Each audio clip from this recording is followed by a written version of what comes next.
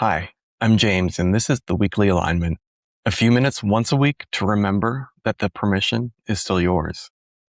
This week, I've been watching my own hands. The reach for my phone the second a meeting ends, or even in the meetings when my full attention isn't required. The pour at 6 p.m., the run for snacks at 8 p.m., the noise at the moment a room or life goes quiet. This week, I stopped being interested in the habits themselves and got interested in what they're covering. Because every reach I've started to notice is pointed at something, usually the one thing I already know and would rather not, because that thing asks something of me. I wrote about this in a new journal piece called You Can't Hear Yourself Over This. And the line I keep coming back to is this: the reach is never about the gummy or the scroll. It's about the volume. We turn the static up so that we don't have to hear the signal running underneath it. The quiet knowing that's been there the whole time. What I didn't say plainly in the piece is the part I can't unsee now. The reach isn't the failure. The reach is the map. Whatever you're working the hardest not to hear, that tends to be the truest thing you know. And I know that terrain from the inside.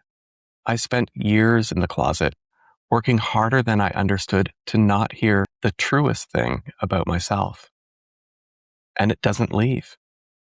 It waits. And this is also true in jobs and friendships and relationships. And here's the thing we get backwards. We're quick to pathologize the reach. We name the addiction, and we set about fixing it, stopping it, or triumphing over it, as if the reaching were the whole problem.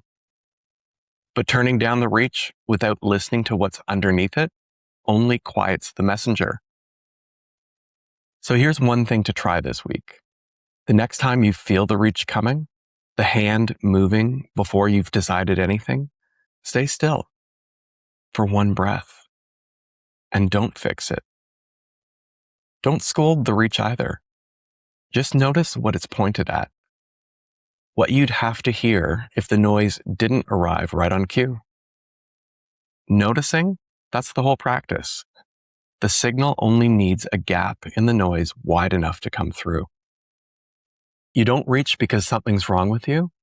You reach because something in you is still worth hearing.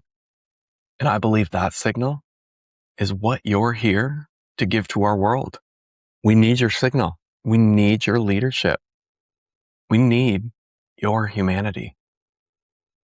If this is the kind of reminder you want landing in your inbox once a week, it's linked below. I'll see you next week.